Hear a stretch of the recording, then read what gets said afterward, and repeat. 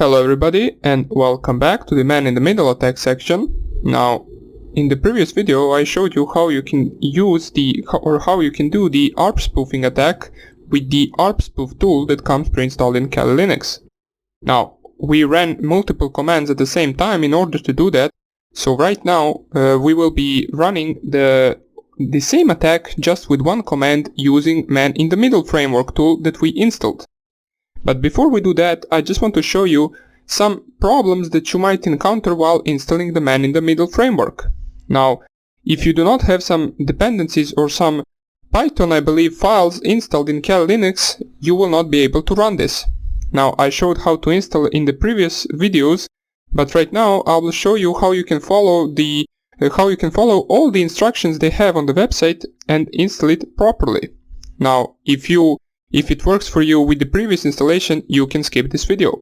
So, first thing you want to do is, let's open up our terminal. I will enlarge this a little bit, so let me just go on view and then zoom in and zoom in once again.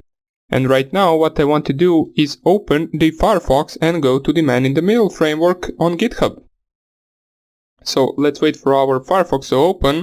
Basically, there are some few commands that we need to run in order to install all of the files that we need for this to work. So let us just type here man in the middle framework GitHub, and let's open the first link. So let me just see Firefox. Okay, so probably I have the burp suit as a proxy, so let me just turn that off for a second.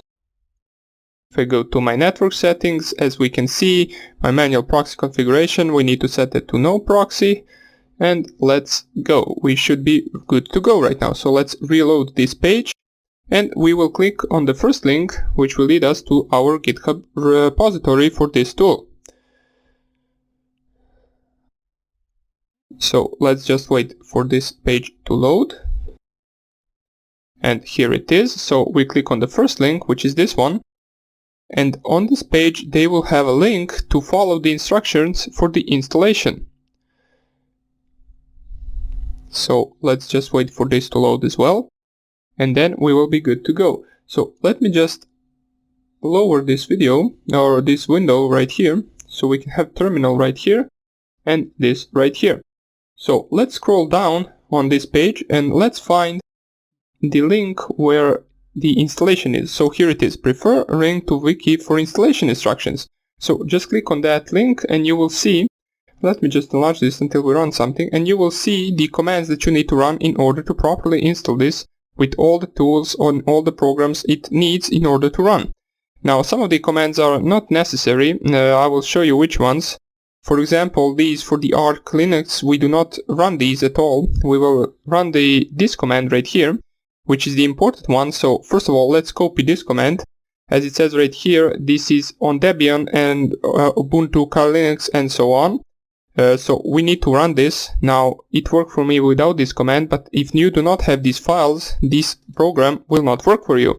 Now, I already installed this, so if I type it right here, it will basically tell me that I already have everything installed. So just click here, enter, so we copy the command, enter it in terminal, and for me everything is actually installed already. And as we can see, is already the newest version. Now for you, if it asks you to install this, just press there yes and wait for this to finish, and then we can go on to the next command. Now for the next command, you can do this. You can basically pip install this virtual and wrapper, or however you pronounce it, and you can source in order to edit it. But for me, this really isn't necessary. If you want to, you can do this. Basically, it will work without these 3 or 4 commands as well. So what I will do right now is skip right to this command, which basically we ran in the previous installation as well. So you just clone the repository in your root directory.